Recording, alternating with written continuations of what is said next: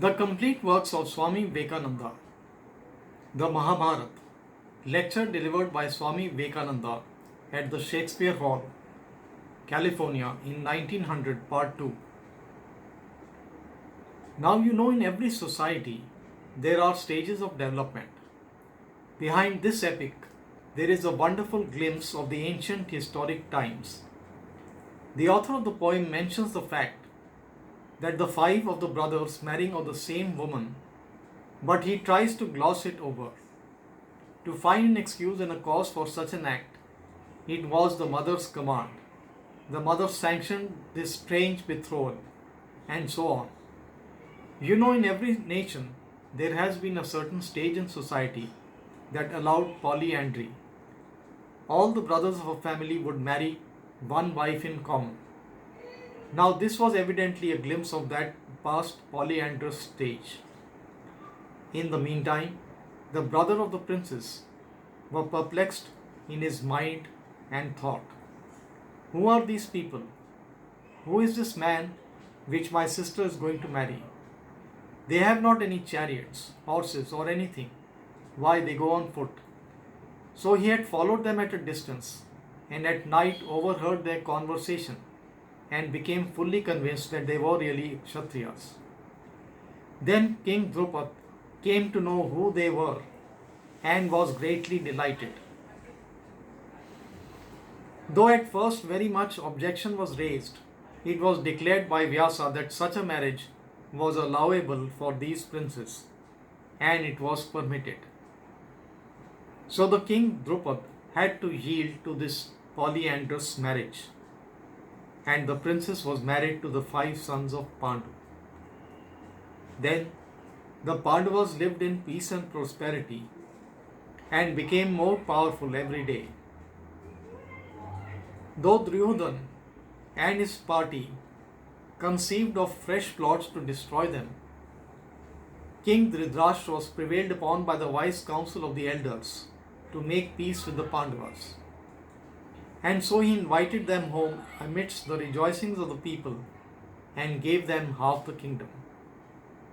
Then the five brothers built for themselves a beautiful city called Indraprastha and extended their dominions, laying all the people under tribute to them. Then the Emperor Yudhishthir, in order to declare himself emperor over all of kings of ancient India, decided to perform a Rajsuya Yajna or imperial sacrifice, in which the conquered kings would have to come with tribute and swear their allegiance, and help the performance of the sacrifice by personal services. Sri Krishna, who had become their friend and a relative, came to them and approved of the idea. But there was alas one obstacle in its performance. A king, Jarasandha by name, who intended to offer a sacrifice of 100 kings, had 86 of them kept as captives with him. Sri Krishna counselled an attack on Jarasandha. So he, Bhim and Arjun challenged the king, who accepted the challenge and was finally conquered by Bhim after 14 days continuous wrestling. The captive kings were then set free. Then the four younger brothers went out with armies on a conquering expedition, each in a different direction, and brought all the kings under subjugation to Yudhishthir. Returning, they laid all the vast wealth they secured at the feet of the eldest brother to meet the expenses of the great sacrifice. So to this Rajsuya Yajna or Rajsuya sacrifice, all the liberated kings came, along with those conquered by the brothers, and rendered homage to Yudhishthir. King Dhritarashtra and his sons were also invited to come and take a share in the performance of the sacrifice. At the conclusion of the sacrifice, Yudhishthir was crowned emperor and declared as Lord Paramount. This was the sowing of the future feud. Duryodhan came back from the sacrifice filled with jealousy against Yudhishthir, as their sovereignty and vast splendor and wealth was more than he could bear. And so he devised plans to to effect their fall by guile, as he knew that to overcome them by force was beyond his power. This king Yudhishthir had the love of gambling, and he was challenged at an evil hour to play dice with Shakuni, the crafty gambler, and the evil genius of Duryodhana. In ancient India, if a man of the military caste was challenged to fight, he must at any price accept the challenge to uphold his honor. And if he was challenged to play dice, it was a point of honor to play, and dishonorable to decline the challenge. King Yudhishthir, says the epic, was the incarnation of all virtues. Even he, the great sage king, had to accept the challenge. Shakuni and his party made a false dice. So Yudhishthir lost game after game, and stung with his losses, he went on with the fatal game, staking everything he had, and losing it all until all his possessions, his kingdom, and everything were lost. The last stage came when, under further challenge, he had no other resources left but to stake his brothers, and then himself, and last of all the fair Draupadi. And he lost all.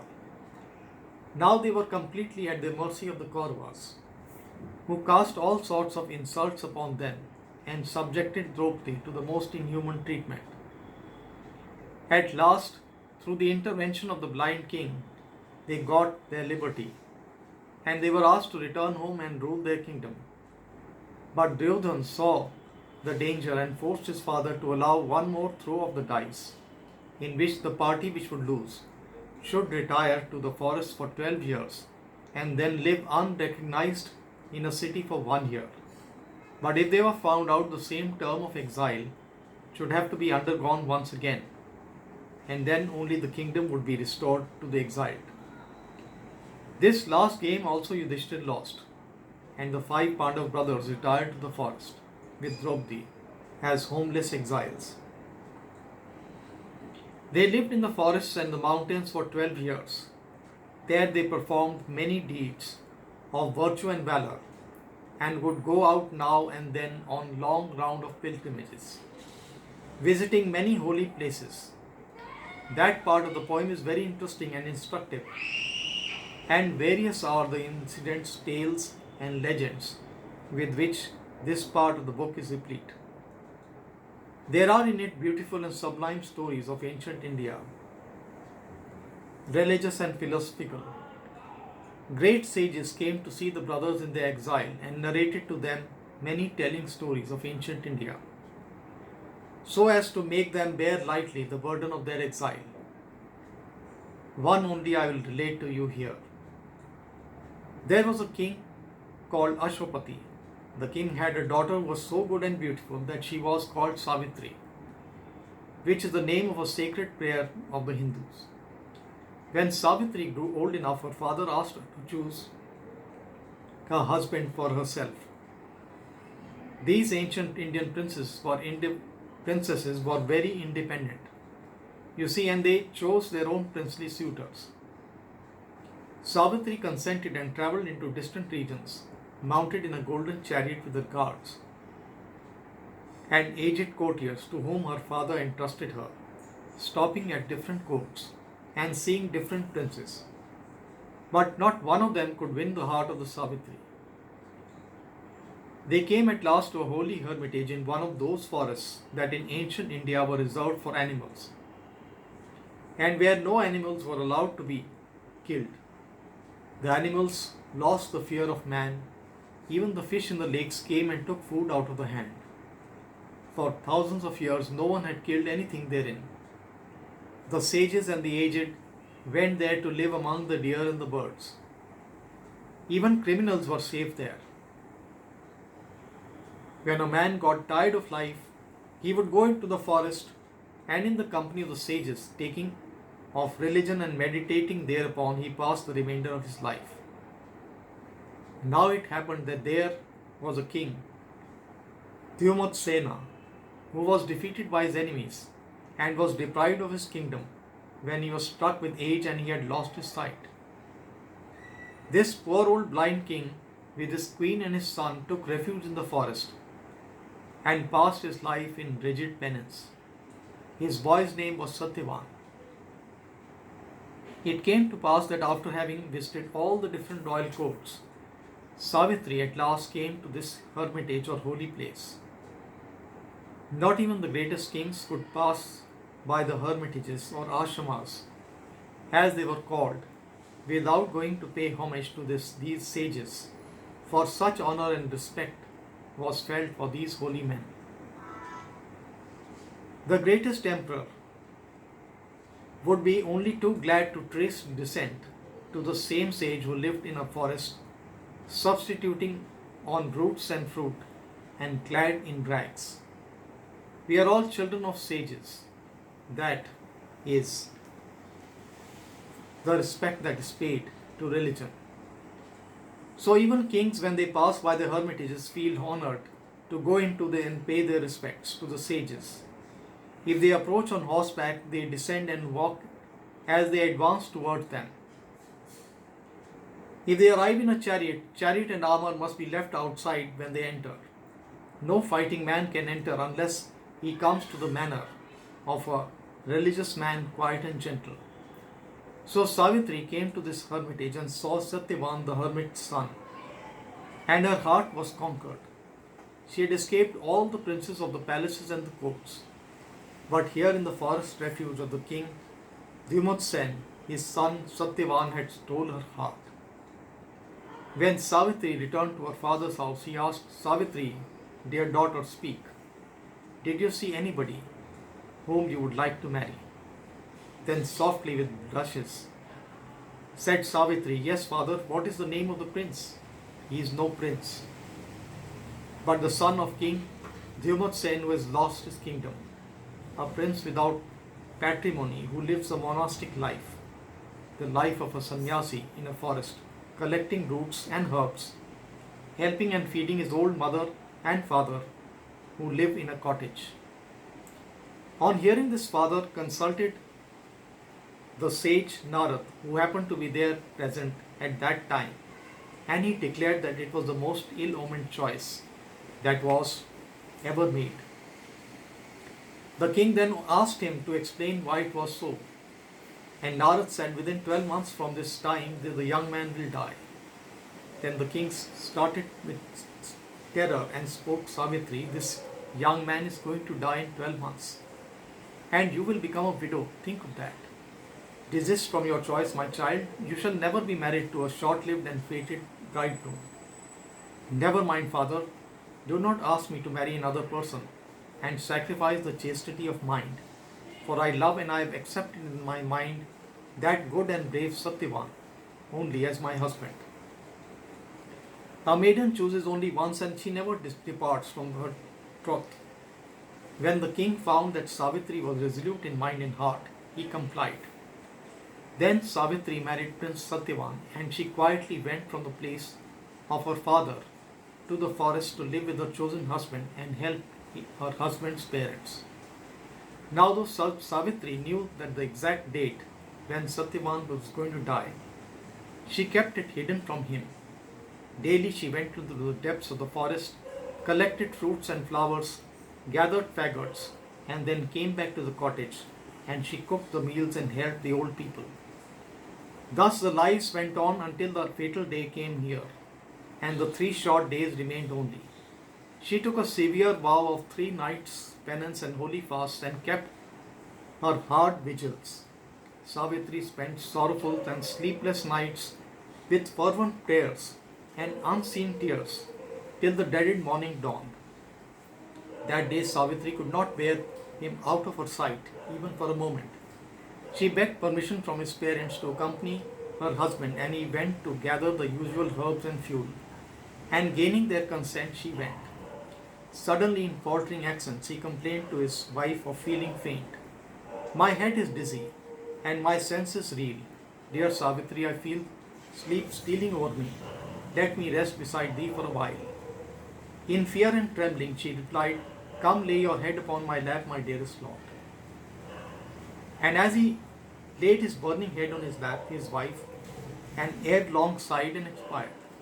Clasping him on to her, her eyes flowing with tears, there she sat in the lonesome forest until the emissaries of death approached to take away the soul of Satyavan. But they could not come near to the place where Savitri sat with her dead body of her husband. His head resting on her lap, there was a zone of fire surrounding her, and not one of the emissaries of death could come near it. They all fled back, returned to King Yama, the god of death, and told him why they could not obtain the soul of this man. Then came Yama, the god of death, the judge of death. He was the first man that died on earth, and he had become the presiding deity over all those who died. He judges whether after a man has died he is to be punished or rewarded. So he came himself. Of course, he could go inside and the charmed circle as he was God. When he came to Savitri, he said, "Daughter, give up this dead body, for you know death is the fate of mortals. And I am the first of mortals who has died. Ever since, everybody has to die. Death is the fate of man." Thus told, Savitri walked off, and Yama drew the soul off. Yama, having possessed himself the soul of the young man, proceeded on his way. Before he had gone far, he heard footfalls upon dry leaves. He turned back. "Savitri, daughter, why are you following me? This is the fate of mortals." "I am not following thee, father," replied Savitri. "This is not also the fate of woman. She follows where her love takes her. An eternal law separates not loving man and faithful wife." Then said the god of death, "Ask for any boon except the life of your husband. If thou art pleased to grant a boon, O Lord of death, I ask that my father-in-law may be cured of his blindness and be made happy. Let thy pious wish be granted, duteous daughter." And then the king of death travelled on with the soul of Satyavan. Again the same footfall was heard from behind. He looked round. "Savitri, daughter, you are still following me?" "Yes, my father, I cannot help doing so. I am trying all the time to go back, but the mind goes after my husband and my body follows. The soul has already gone, for in that soul is also mine. And when you take the soul, the body also follows, does it not? Pleased I am with your words, fair Savitri. Ask yet another boon of me, but it shall not be the life of your husband. Let my father-in-law regain his lost wealth and kingdom.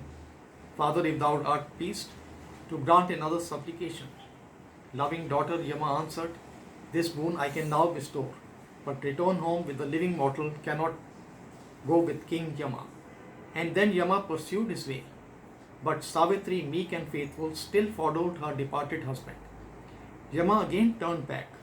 "Noble Savitri, follow not in hopeless woe. I cannot choose but follow where thou takest my beloved one." Then suppose, Savitri, that your husband was a sinner and has to go to hell. In that case, Savitri, with the one she loves, glad am I to follow where he goes, be it life or death, heaven or hell, said the loving wife. Blessed are your words. My child, pleased I am with you. Ask yet another boon, but the dead cannot come to life again. Since you so permit me, then let the imperial line of my father-in-law not be destroyed. Let his kingdom descend to Satyavan's sons. And then the god of death smiled. My daughter, thou shalt have thy desire. Here is the soul of thy husband. He shall live again. He shall live to be a father, and thy children shall also reign in due course. Return home. Love has conquered death. Woman never loved as thee. And thou art the proof that even I, the god of death, am powerless against the power of true love that abideth.